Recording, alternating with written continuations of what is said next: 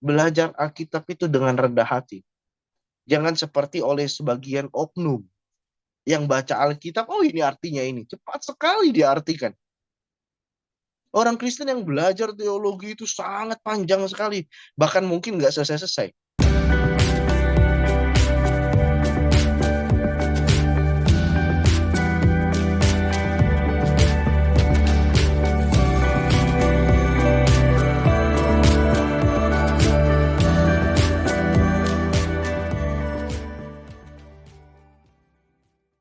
Shalom saudara, berjumpa kembali dalam Bincang Teologi. Nah Bapak Ibu Saudara, dalam episode Bincang Teologi untuk hari ini, ada beberapa hal yang akan saya tanyakan kepada Gideon mengenai yang namanya standar Tuhan. Di satu sisi kita melihat ada standar Tuhan yang harus manusia ikuti, tapi di sisi lain Bapak Ibu, bahwa manusia semua berdosa. Dan apakah kita bisa sampai kepada standar Tuhan itu? Langsung saja kita akan berdiskusi dengan Gideon pada hari ini. Halo bro. Iya bro, untuk hari ini kita nggak bahas mualaf dulu ya bro. Bahas pernyataan pada mualaf dulu ya. Nah, ada beberapa hal yang akan saya tanyakan kepada bro hari ini. Yang pertama bro, bahwa kita tuh sangat sering mendengarkan tentang istilah bahwa jaga kekudusan. Dan itu ada di dalam, contohnya di dalam Ibrani 12 ayat 14. Dan juga ada di 1 Petrus 1 ayat 15 sampai 16. Bahwa kita lihat di situ bahwa kekudusan itu harus dijaga ya. Tetapi faktanya kita selalu berbuat kesalahan, bro. Jadi, apakah kita bisa kudus dengan sempurna atau seperti apa, bro? Gimana, bro, menanggapi hal tersebut, bro? Silakan, bro. Ya, terima kasih bro. Untuk pertanyaan ini sangat baik sekali. Karena banyak sekali di dalam Matius 5 juga ada pernyataan Yesus langsung yang berkata bahwa kuduslah kamu sebab Bapa di sorga adalah kudus. Nah, tapi pertanyaan yang muncul di benak kita adalah, mungkinkah kita manusia yang berdosa itu menjadi kudus? Ya. Yang pertama, saya mau sampaikan bahwa jangan selalu berpikir bahwa kata kudus adalah Anda sendiri itu tidak melakukan dosa. Kudus bukan berarti itu loh. Tidak hanya artinya itu aja. Iya, di satu sisi kalau kita melihat benar atau salah. Kalau tidak salah berarti kudus. Nah, itu satu sisi memang gitu. Tapi kita harus melihat konteks Alkitab. Ketika Alkitab berbicara mengenai kudus, ya. Nah, Alkitab tidak hanya menuliskan kudus itu dalam hal perbuatan, sekali lagi. Tetapi yang harus kita ingat bahwa di dalam kehidupan kita yang terutama itu adalah untuk berhubungan dengan Tuhan, itu kita diberikan yang namanya roh. Dan kita dapat memiliki iman oleh karena roh. Nah, maka iman itulah yang disampaikan oleh para penulis Alkitab. Bahwa kalau tidak punya iman yang benar, maka tidak kudus. Jika punya iman yang benar, maka kudus. Meskipun keseharian praktikanya masih belum kudus. Tetapi yang pertama yang dimasukkan dengan iman apa? Seperti satu sisi, kita melihat di sini, ini ada Allah, ini ada iblis. Kita di tengah-tengah, kita hidup memilih melihat yang mana. Kalau kita semua cenderung tetap kepada dosa kita karena kita terbukti berdosa, maka kita itu selalu berada di jalannya si iblis. Ketika kita tidak mengerti kebenaran, ketika kita tidak belajar firman Tuhan, maka yang kita mengerti hanyalah jalan kedosaan, yaitu oleh si iblis. Nah, ketika Tuhan membawa kita, Tuhan menyatakan wahyu kepada kita, dan kita menggunakan kehendak bebas kita untuk menerima dan yakin dalam iman, berjalan di dalam jalurnya Tuhan, jalannya Tuhan, maka itu kita sudah terhitung sebagai orang kudus. Meskipun kita belum sampai kepada Allah, tapi kita masih di sini, ya. Tapi sudah di jalan yang benar. Maka itulah yang dinyatakan kudus. Maka kita dapat melihat 1 Petrus 1, Ibrani 12 tadi yang disebutkan oleh Bro Eki.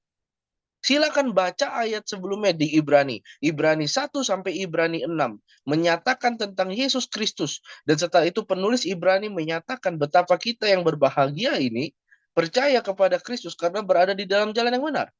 Sehingga yang sudah percaya, itulah kita disebut kudus. Kudus dalam status. Kita sudah melihat, kita sudah meyakini yang benar. Yang benar itu adalah kudus. Kita punya iman kepada kekudusan. Ya, maka itulah yang diyakini. Sehingga baca juga ya di dalam tulisan Petrus, di dalam tulisan Yohanes. Yohanes terkhususnya menyatakan bahwa Allah, Yesus itu dari Allah, dia benar, maka yang percaya kepada Yesus juga adalah orang benar. Karena memilih jalan yang benar. Kalau kita berada di jalan yang benar, kita adalah orang benar. Meskipun di dalam perjalanan itu kita siap-siap, ya, kita kan manusia berdosa. Ketika kita sudah di jalan yang benar, nah tetap dosa itu merangsang kita, dosa itu mengganggu kita, orang-orang berdosa mengolok-olok kita karena kita berada di jalan yang benar, karena kita berbeda. Itulah yang jadi kalau kita berbicara benar, itu kita harus mengerti yang namanya ordo salutis atau orders of salvation. Sama seperti ketika Tuhan menciptakan Adam. Tuhan di dalam Kejadian 2 ayat 17 menggunakan kata motamut. Kenapa Tuhan nggak memotong hidup manusia, memotong hidup Adam mati saat itu juga? Yang pertama adalah arti kata dari motamut sendiri, yaitu vonis mati. Bukan berarti kalau vonis itu harus saat itu juga. Tetapi manusia dinyatakan pasti kamu mati. Kenapa harus ada proses? Ya karena Tuhan ciptakan manusia dalam proses ruang dan waktu. Kalau Tuhan tiba-tiba ambil saja, itu berarti manusia bukan manusia.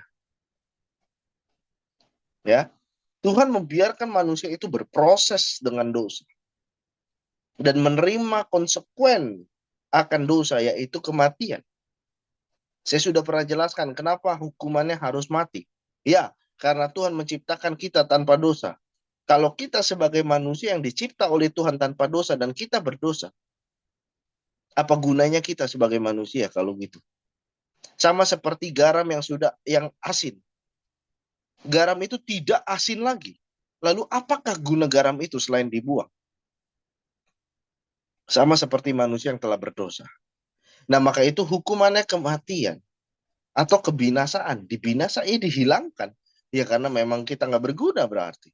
Nah, tapi kita ingat dari hukuman kematian itu nggak langsung serta-merta pada saat itu juga. Karena itu berbicara mengenai motamut, yaitu vonis.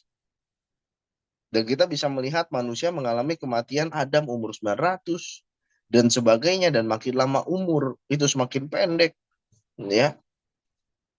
Tapi yang pasti manusia berproses kan dalam dosa. Untuk berproses kepada kebenaran itu juga ada proses. Maka yang dikatakan sebagai orang kudus adalah orang yang memiliki iman yang benar dan siap untuk berjalan di dalam pengudusan. Kalau berjalan di dalam pengudusan itu berarti diri sendiri sudah kudus belum? Secara status iya. Karena sudah di jalan kebenaran. Pengudusan itu adalah kita yang dibentuk oleh Tuhan karena kita masih bisa berdosa. Ingat lagi, secara status. Kenapa bisa gitu ya? Iya, saya akan tanya. Apakah semua orang yang berstatus sebagai guru adalah guru? Tidak ya. Karena manusia itu unik berproses dalam ruang dan waktu. Dan kita sedang berbicara mengenai teologi di hadapan Allah dan diri kita sendiri. Di hadapan Allah ketika kita beriman yang benar, maka kita orang kudus. Tapi pada diri kita sendiri, kita masih bisa dirangsang oleh dosa. Ya, kita berada di jalan yang kudus, tapi kita belum sampai kepada Allah. Ya, maka Ibrani menuliskan apa? Untuk kita mengejar kekudusan. Ya, berlari di dalam kekudusan itu, berlari di dalam jalan yang benar. Karena kita belum mengalami konsekuensi akan dosa, kita belum mati. Tapi pasti kita akan mati. Selama kita belum mengalami konsekuensi akan dosa mati, itu kita masih berdosa. Jadi paham ya sampai sini ya? Itu bukan berarti oh kita bisa menjadi sempurna. Ya tidak. Sampai kita mati kita nggak akan sempurna. Karena hidup sebenarnya, hidup kudus sempurna itu akan baru dimulai setelah kematian. Kalau punya iman yang benar. Selama hidup di bumi, udah di jalan yang benar, sudah punya status yang benar. Sudah beriman kepada Yesus, sudah punya status yang benar. Dan siap berjalan. Sampai kepada konsekuensi kematian, karena dosa kita, setelah itu barulah kita sempurna seutuhnya. Ya, oke, demikian bro. Ya, thank you bro untuk penjelasannya karena tadi ketika kita mendengar istilah kekudusan dan ketika kita melakukan kesalahan, kita akan menganggap kita orang yang paling berdosa gitu bro. Thank you bro. Pertanyaan yang kedua bro, yang saya tanyakan adalah apa maksud dari perintah Tuhan itu tidak berat yang ada di dalam 1 Yohanes 5 ayat 3? Kalau tidak berat, harusnya kita bisa lakukan dong bro dengan sempurna dan bisa mencapai standar Tuhan itu. Menurut bro, gimana bro mengenai ayat ini? Silakan bro. Ya, terima kasih bro. Yang pertama kita melihat di dalam 1 Yohanes 5 ayat 1. Setiap orang yang percaya bahwa Yesus adalah Kristus lahir dari Allah. Dan setiap orang yang mengasihi dia yang melahirkan. Ya, lahir itu artinya berasal dari Allah. Yang mengasihi juga berasal daripada dia. Karena kita berdosa. Tanpa Allah kita nggak mungkin ngerti yang benar. Jadi ngerti, paham ya? Tanpa Allah kita nggak mungkin ngerti yang benar. Kalau kita bisa mengerti yang benar, berarti kita itu ditolong oleh Allah. Itu yang arti kata melahirkan itu. Jangan dipikir melahirkan secara biologis lagi ya. Ya, ayat 2, Yohanes bilang apa? Inilah tandanya bahwa kita mengasihi ya anak-anak Allah, yaitu apabila kita mengasihi Allah serta melakukan perintah-perintahnya. Sebab inilah kasih kepada Allah, yaitu bahwa kita menuruti perintah-perintahnya. Perintah-perintahnya itu tidak berat, sebab semua, diulangin lagi oleh Yohanes, sebab semua yang lahir dari Allah mengalahkan dunia. Dan inilah kemenangan yang mengalahkan dunia, yaitu iman kita. Siapakah yang mengalahkan dunia? Selain daripada dia yang percaya bahwa Yesus adalah anak Allah. Satu-satunya yang tidak terkalahkan oleh maut, hanya Yesus. Dia mati dalam ketidakberdosaan. Semua orang mati dalam keberdosaan. Maka dia mati dalam ketidakberdosaannya dan dia bangkit pada hari yang ketiga. Dan dia ke sorga. Tidak binasa selama-lamanya lagi. Kalau orang berdosa ya binasa selama-lamanya di neraka. Maka bagi yang ikut dengan Yesus, bagi yang percaya dengan Yesus, karena nggak ada orang kita bicara tanpa percaya kepada Allah, itu menerima keselamatan kasih karunia dari Allah, itu nggak ada. Maka jelas sekali Yesus itu adalah dari Allah. Kita yang percaya Yesus, karena dia sudah buktikan dia benar, maka kita yang percaya kepada dia, dan kita disebut pengikut Kristus, maka kita adalah orang yang benar di hadapan Tuhan. Allah Bapa di sorga, ya kalau saya gambarkan dia akan berbicara, kamu sudah di jalan yang benar nak. Ya karena di dalam Yohanes 14 itu jelas sekali. Ya akulah jalan kebenaran dan hidup. Nah kamu sudah di jalan yang benar nak. Jadi di hadapan Allah kalau Allah tolong kita dengan dia menyatakan Yesus kepada manusia dalam sejarah manusia. Artinya Tuhan yang menolong kita. Kalau Yesus tidak binasa, itu pertolongan, ya, pernyataan itu ditunjukkan kepada kita, itu pertolongan dari Allah menunjukkan kebenaran. Kalau Yesus tidak binasa, maka dia akan menuntun kita juga tidak binasa. Maka kalau Allah menolong kita untuk percaya kepada Yesus dalam proses pengudusan, pasti dia tolong kita.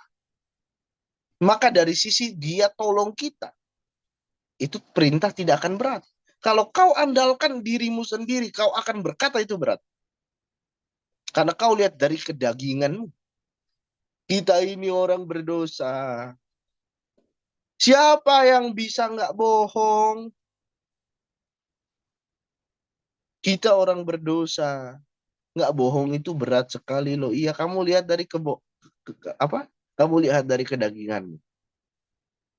Tapi kalau kita melihat dari iman, sejarah, apa yang Yesus katakan benar terjadi, dan apa yang dia jelaskan, ya, menjelaskan tentang keselamatan daripada dia, dan kita mengerti itu, kita mengerti bagaimana Tuhan mengasihi kita sehingga dia menolong kita untuk selamat.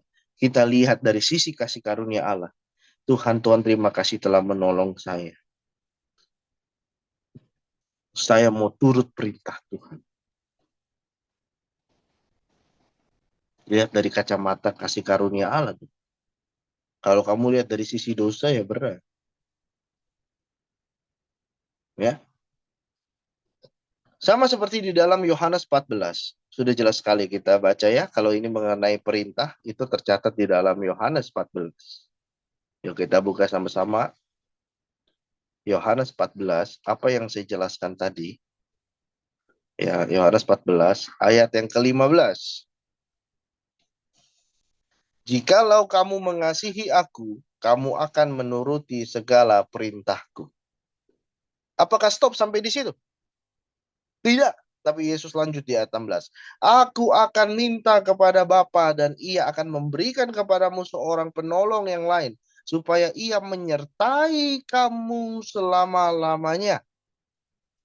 Ya, yaitu Roh kebenaran. Dunia tidak dapat menerima dia, sebab dunia tidak melihat dia dan tidak mengenal dia. Tetapi kamu mengenal dia, sebab ia menyertai kamu dan akan diam di dalam kamu. Yesus bilang, kalau kita mengasihi dia, kita pasti menuruti perintah dia. Tapi pertanyaannya, kenapa Yesus repot-repot? Dia berikan penolong untuk kita. Karena jelas, kalau kita sendiri, kita nggak mungkin bisa. Kita sudah berdosa. Maka dia berikan seorang penolong, yaitu Roh Kudus, menyertai kita, menjelaskan kita. Seperti 1 Tesalonika 1 ayat 5-6, Roh Kuduslah yang menjelaskan kita sehingga kita mengerti apa yang Allah nyatakan. Paham ya sampai sini? Jadi kenapa perintah itu nggak berat? Karena kita ditolong oleh Tuhan sendiri untuk mengalahkan dosa. Yesus sudah kalahkan maut. Yesus sudah menang atas maut. Yesus sudah menang atas dosa. Dosa itu menguasai manusia. Tapi ketika Yesus sendiri menang atas dosa dan maut tidak berkuasa kepadanya, maka kita yang percaya juga menerima kemenangan dari Yesus. Dan kalau kita sudah menerima kemenangan, patokan kita adalah kita pasti menang dari dosa. Maka perintah itu nggak berat. Karena kita disertai oleh Allah sendiri. Tapi kalau kita ya bilang saya percaya kepada Yesus, tapi hidupnya firman Tuhan aja nggak mau lihat, ya, nggak mengandalkan Allah untuk mengerti firman Tuhan, baca Alkitab mau ngertiin sendiri, ya nggak bisa. Maka itu di dalam Yohanes 14 ayatnya yang ke-26, yaitu Roh Kudus yang akan mengingatkan dan mengajarkan kita. Jelas sekali. Jadi bagaimana kita mendapat pertolongan dari Roh Kudus. Belajar Alkitab itu dengan rendah hati. Jangan seperti oleh sebagian oknum yang baca Alkitab, oh ini artinya ini. Cepat sekali diartikan. Orang Kristen yang belajar teologi itu sangat panjang sekali. Bahkan mungkin nggak selesai-selesai. Salah satu rektor saya, Pak Sudarma, berkata bahwa sampai kapan kita bisa mengerti firman Tuhan dan sempurna dalam firman Tuhan? Nggak akan pernah kalian sempurna dalam firman Tuhan. Karena jelas sekali, ini sangat dalam sekali dan pembelajaran sistematikanya panjang sekali. Jadi kalau orang nggak melalui itu semua, terus dia keluar-keluar di media sosial, ayat ini Alkitab nggak jelas, begini, ya kamu yang nggak ngerti gitu kan. Maka itu untuk mengalami Roh Kudus harus belajar firman Tuhan supaya diajarkan oleh Dia, dibuat ngerti oleh Dia, ya, gitu. Jadi kalau bersama dengan Tuhan tentu perintah Tuhan untuk melawan dosa nggak berat. Ya karena kita juga kita berada di jalan yang benar, kita sudah menang juga atas dosa. Maka tidak berat. Tapi kalau kita bilang dari sisi kedosaan kita, dari sisi daging kita, ya jelas berat dong, Bos. Gitu kan. Jelas berat dong kalau dari sisi daging. Tapi kalau dari sisi Tuhan yang telah menang dan Dia tolong kita, ya tentu nggak berat. Itu ya. Oke, demikian bro. Thank you. Ya, thank you bro untuk hari ini sudah menjawab setiap pertanyaan. Dan sebelum kita mengakhiri perbincangan hari ini, ada yang mau bro sampaikan untuk setiap orang yang mendengar video ini, silakan bro. Iya, yang saya ingin sampaikan adalah saya sering sekali melihat beberapa kejadian nyata di dalam organisasi kegerejaan, yaitu mau di jemaat atau mau di para pengerja pelayan Tuhan, bahkan pendeta-pendeta. Itu sering sekali kita melihat dari sisi eh, kedagingan kita. Ya, kita sering sekali melihat dari sisi kedagingan kita, mana mungkin kita tidak lepas dari dosa, mana mungkin orang itu tidak lepas dari dosa, sehingga yang terjadi adalah akan terus berfokus kepada dosa. Sementara Alkitab itu mengajarkan kita untuk bagaimana kita berfokus kepada kasih karunia Allah yang sudah menang, ya diberikan kepada kita. Ya Yesus menang atas dosa. Jadi kenapa kita nggak berfokus kepada Allah? Ya, kalau kita fokus kepada dosa, ya buktinya itu. Ya, si ini begitu, si A begitu, si B begitu, si C begitu. Wah, salam dulu, dosa terus, dosa yang dibahas terus. Kenapa yang tidak dibahas? Dibahas itu adalah kasih karunia Allah. Kalau dia salah ya boleh, boleh aja kasih tahu dia, gitu kan? Seperti di Matius, Yesus katakan, jika saudaramu bersalah, tegurlah dia empat mata. Kalau dia nggak mau dengar, ajak dua tiga orang. Kalau dia nggak mau dengar, kasih tahu penatua. Kalau dia nggak mau dengar, kasih tahu jemaat. Iya boleh saja. Tapi setelah itu nggak terus-terusan gitu. Kalau dia masih nggak mau dengar juga, Yesus bilang apa? Anggaplah dia orang yang tidak percaya. Nah maka itu kalau kita sudah ini, ya kita jangan berfokus kepada kesalahan orang lain terus. Ya, kita berfokus kepada kasih karunia Allah. Karena setiap manusia memiliki jalan hidup dan jalan pengudusannya masing-masing. Kalau Anda lebih sibuk kepada jalan pengudusan orang lain, jalan pengudusan Anda pasti terbengkalai. Kalau Anda pintar untuk melihat jalan pengudusan orang lain dan Anda pintar untuk melihat orang lain jatuh, maka Anda juga tidak sadar bahwa Anda jatuh. Ya, jadi itu pesan dari saya. Kembali seperti apa yang Yohanes katakan, bahwa kita ini sudah ditolong Allah. Allah sudah Yesus membuktikan bahwa dia menang atas maut, bahwa dia memang adalah Allah. Manusia tidak mungkin menang atas maut dan manusia tidak mungkin menang atas dosa. Kalau dia bisa menang atas maut, itu buktinya dia menang atas dosa, dan dia sudah harusnya menjadi patokan kita atau acuan kita, jangan yang lain. Ya, demikian dari saya. Tuhan Yesus memberkati kita semua. Ya, thank you bro untuk pesannya dan untuk setiap Bapak Ibu Saudara. Jangan lupa untuk share video ini dan juga jangan lupa subscribe. Dan jika Bapak Ibu Saudara hendak bertanya, Bapak Ibu boleh menuliskan di dalam kolom komentar, atau Bapak Ibu mau berdiskusi secara langsung bersama dengan kami, dapat menuliskan juga pada kolom komentar dan kami akan meresponi komentar Bapak Ibu. Sampai ketemu di video selanjutnya. Tuhan Yesus memberkati.